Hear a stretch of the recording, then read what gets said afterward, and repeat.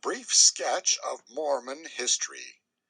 Mormonism is only about 40 years old, but its career has been full of stir and adventure from the beginning, and it is likely to remain so to the end. Its adherents have been hunted and hounded from one end of the country to the other, and the result is that for years they have hated all Gentiles indiscriminately and with all their might. Joseph Smith, the finder of the Book of Mormon and founder of the religion, was driven from state to state with his mysterious copper plates and the miraculous stones he read their inscriptions with. Finally, he instituted his church in Ohio, and Brigham Young joined it. The neighbors began to persecute, and apostasy commenced. Brigham held to the faith and worked hard. He arrested desertion. He did more. He added converts in the midst of the trouble. He rose in favor and importance with the brethren. He was made one of the 12 apostles of the church. He shortly fought his way to a higher post and more powerful, president of the 12. The neighbors rose up and drove the Mormons out of Ohio, and they settled in Missouri. Brigham went with them. The Missourians drove them out, and they retreated to Nauvoo, Illinois. They prospered there and built a temple which made some pretensions to architectural grace, and achieved some celebrity in a section of country where a brick courthouse with a tin dome and a cupola on it was contemplated with reverential awe. But the Mormons were badgered and harried again by their neighbors. All the proclamations Joseph Smith could issue denouncing polygamy and repudiating it as utterly anti-Mormon were of no avail. The people of the neighborhood on both sides of the Mississippi claimed that polygamy was practiced by the Mormons, and not only polygamy, but a little of everything that was bad. Brigham returned from a mission to England where he had established a Mormon newspaper, and he brought back with him several hundred converts to his preaching. His influence among the brethren augmented with every move he made. Finally, Nauvoo was invaded by the Missouri and Illinois Gentiles, and Joseph Smith killed. A Mormon named Rigdon assumed the presidency of the Mormon church and government in Smith's place, and even tried his hand at a prophecy or two. But a greater than he was at hand. Brigham seized the advantage of the hour, and without other authority than superior brain and nerve and will, hurled Rigdon from his high place and occupied it himself. He did more.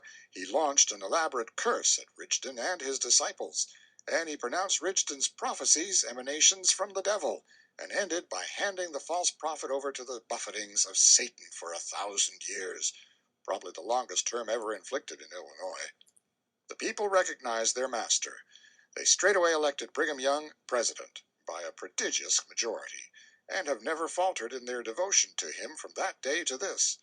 Brigham had forecast a quality which no other prominent Mormon has probably ever possessed. He recognized that it was better to move to the wilderness than be moved.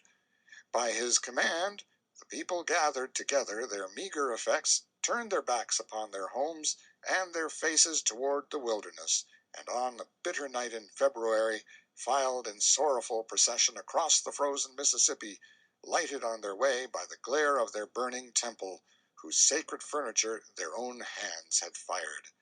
They camped several days afterward on the western verge of Iowa, and poverty, want, hunger, cold, sickness, grief, and persecution did their work, and many succumbed and died, martyrs, fair and true, whatever else they might have been.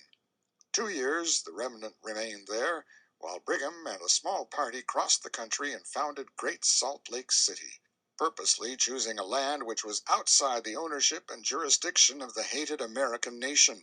Note that. This was in 1847. Brigham moved his people there and got them settled just in time to see disaster fall again. For the war closed and Mexico ceded Brigham's refuge to the enemy, the United States. In 1849, the Mormons organized a free and independent government and erected the state of Deseret, with Brigham Young as its head. But the very next year, Congress deliberately snubbed it and created the territory of Utah, out of the same accumulation of mountains, sagebrush, alkali, and general desolation, but made Brigham governor of it. Then, for years, the enormous migration across the plains to California poured through the land of the Mormons, and yet the church remained staunch and true to its Lord and Master. Neither hunger, thirst, poverty, grief, hatred, contempt, nor persecution could drive the Mormons from their faith or their allegiance, and even the thirst for gold, which gleaned the flower of the youth and strength of many nations, was not able to entice them. That was the final test. An experiment that could survive that was an experiment with some substance to it somewhere. Great Salt Lake City throve finally, and so did Utah. One of the last things which Brigham Young had done before leaving Iowa was to appear in the pulpit dressed to personate the worshipped and lamented prophet Smith, and confer the prophetic succession with all its dignities, emoluments, and authorities upon President Brigham Young. The people accepted the pious fraud with the maddest enthusiasm, and Brigham's power was sealed and secured for all time. Within 5 years afterward, he openly added polygamy to the tenets of the church by authority of a revelation which he pretended had been received 9 years before by Joseph Smith, albeit Joseph is amply on record as denouncing polygamy to the day of his death.